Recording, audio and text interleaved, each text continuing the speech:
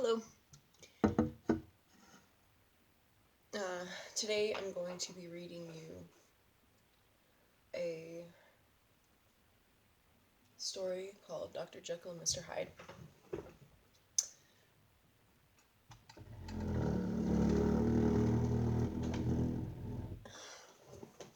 Alright, this is an old book.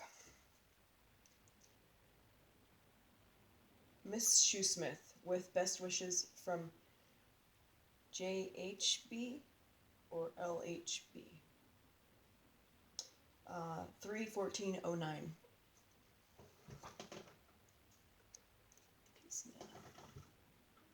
Okay.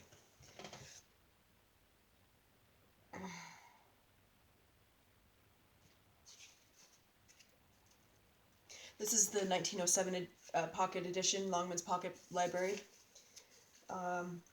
It basically is not the first or the second, I believe it's the third printing. Let's see.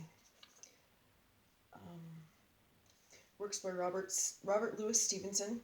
The Strange Case of Dr. Jekyll and Mr. Hyde with Other Fables. To Catherine de Matos. It's ill to lose the bands that God decreed to bind. Still will we be the children of the heather and the wind, far away from home. Oh, it's still for you and me that the broom is blowing bonny in the north country. Longman's Green and Company,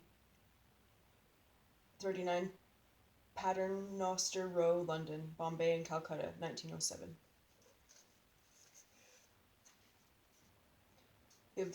Bibliographical note. Dr. Jekyll and Mr. Hyde, first edition, December 1885, with Other Fables, March 1896, pocket edition, January 1907, reprinted January 1907 and June 1907. Alright. The contents. Story of the Door. The Strange Case of Dr. Jekyll and Mr. Hyde. Story of the Door. Mr. Utterson, the lawyer, was a man of rugged countenance, that was never lighted by a smile, cold, scanty, and embarrassed in discourse, backward in sentiment, lean, long, dusty, dreary, and yet somehow lovable.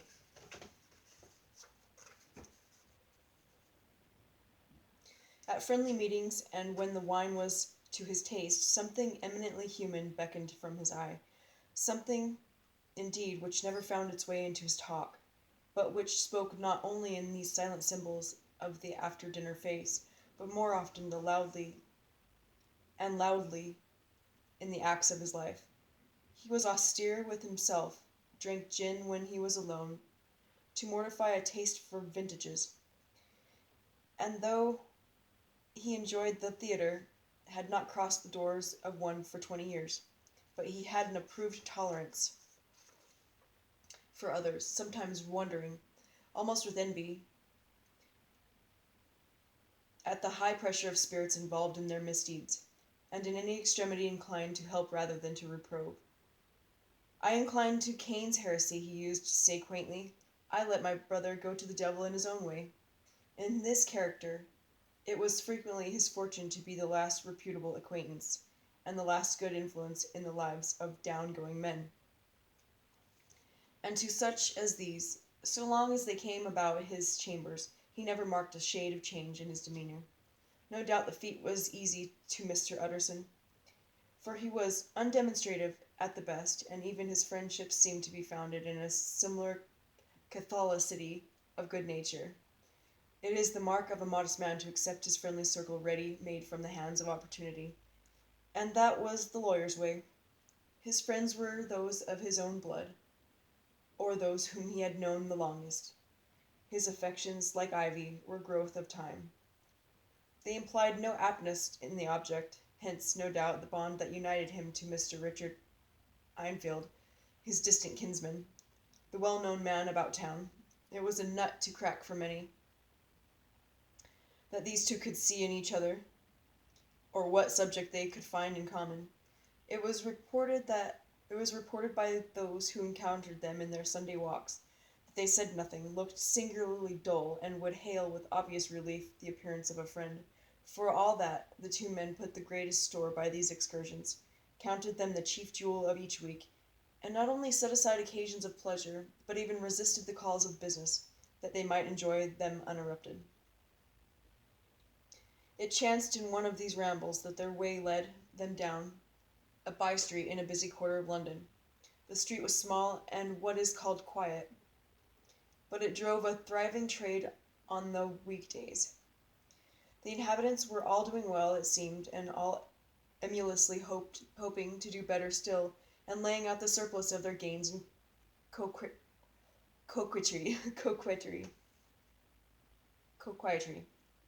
so that the shop fronts stood along that thoroughfare with an air of invitation, like rows of smiling saleswomen.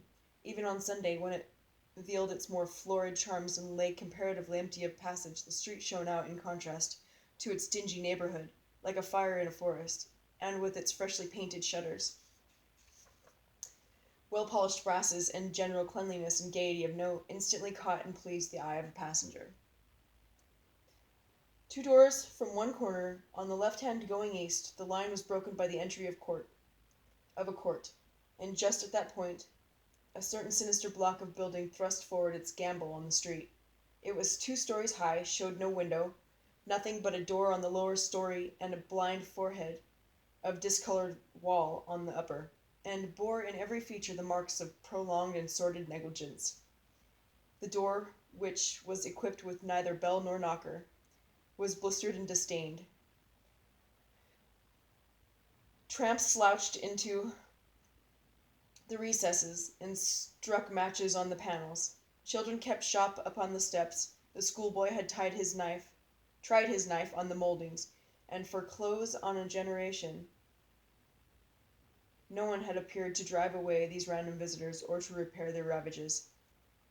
Mr. Einfeld and the lawyer were on the other side of the by-street, but when they came abreast of the entry, the former lifted up his cane and pointed. "Did you ever remark that door?" he asked. And when his companion had replied in the affirmative, "It is connected in my mind," added he, "with a very odd story." "Indeed," said Mr. Utterson, with a slight change of voice. "And what was that?" "Well, it was this way," returned Mr. Einfield. "I was coming home from some place at the end of the world, about 3 o'clock of a black winter morning, and my way lay through a part of town where there was literally nothing to be seen but lamps. Street after street, and all the folks asleep. Street after street, all lighted up as if for a procession, and all as empty as a church. Till at last I got into that state of mind, when a man listens and listens and begins to long for the sight of a policeman. All at once I saw 2 figures. One a little man who was stumping along eastward at a good walk, and the other a girl of maybe 8 or 10, who was running as hard as she was able down a cross street. Well, sir, the 2 ran into one another naturally enough at the corner, and then came the horrible part of the thing, for the man trampled calmly over the child's body and left her screaming on the ground. It sounds nothing to hear, but it was hellish to see. It wasn't like a man. It was like some damned juggernaut. I gave a view, holla, took to my heels, collared my gentleman, and brought him back to where there was already quite a group about the screaming child. He was perfectly cool and made no resistance, but gave me one look, so ugly that it brought out the sweat on me like running. The people who had turned out were the girl's own family, and pretty soon the doctor, for whom she had been sent, put in his appearance. Well, the child was not much the worse, more frightened according to the sawbones, and there you might have supposed would be an end to it.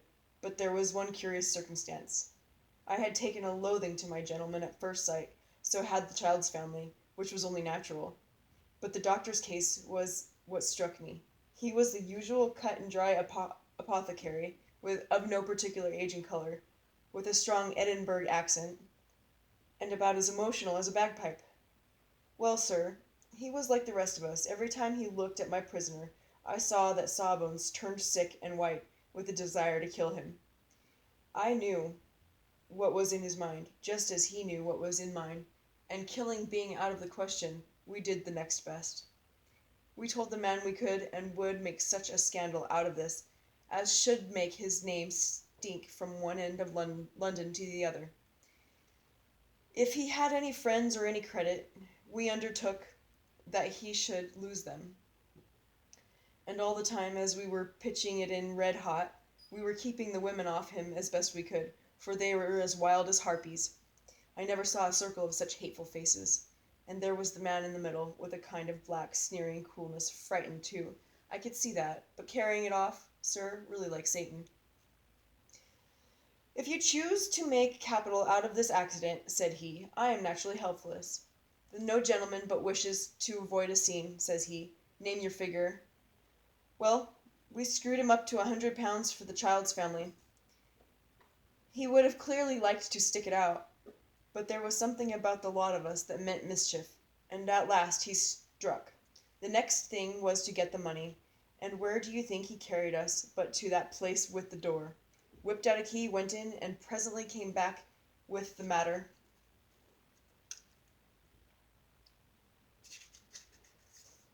of £10 in gold and a cheque for the balance on Coutts of £10 in gold and a cheque for the balance on Coutts's, drawn payable to bearer and signed with a name that I can't mention, though it's one of the points of my story.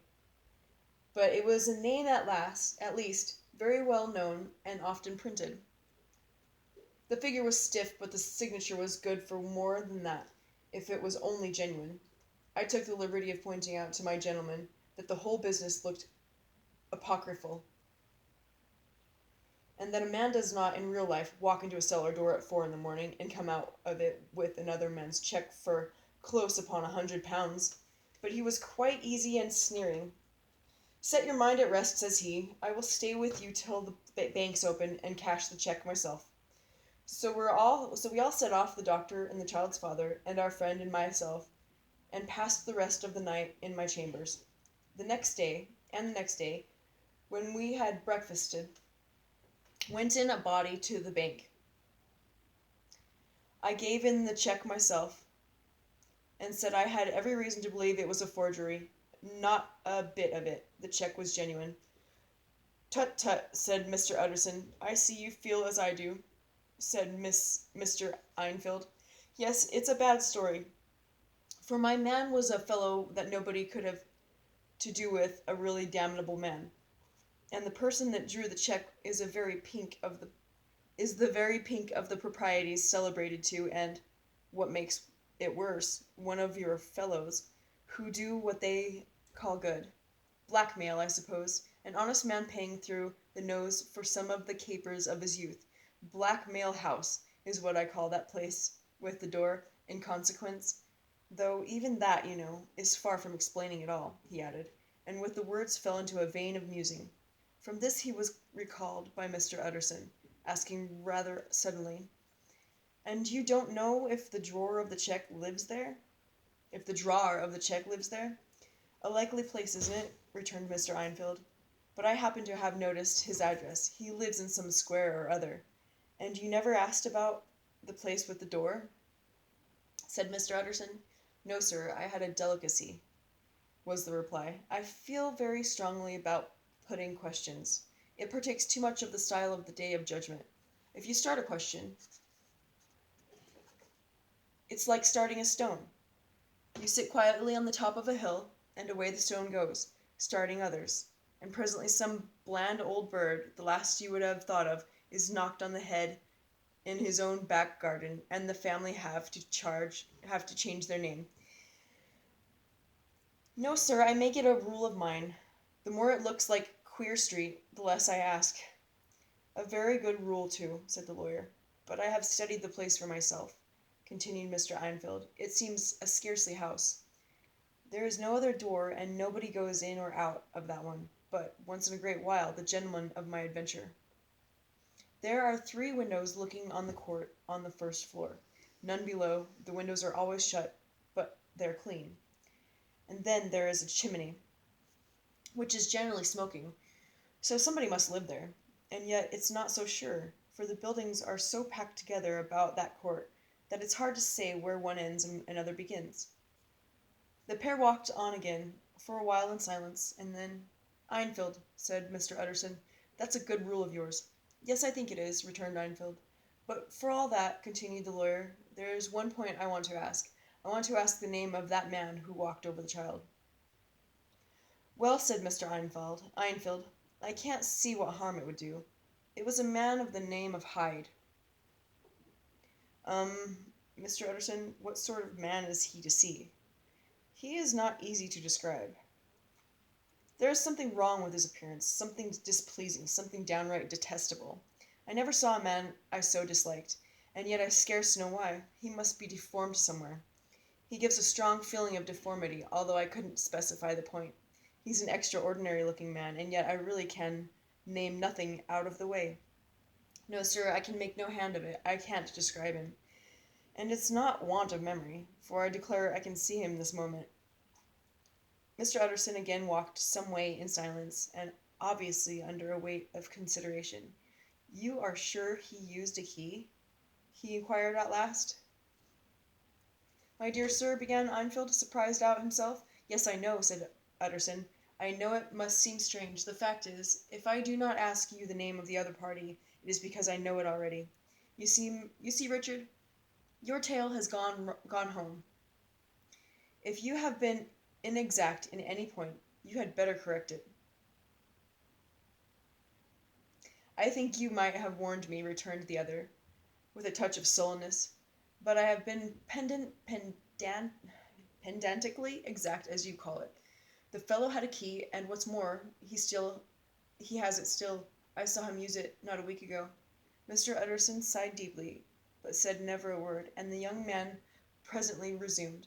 "Here is another lesson to say nothing," said he. "I am ashamed of my long tongue. Let us make a bargain never to refer to this again."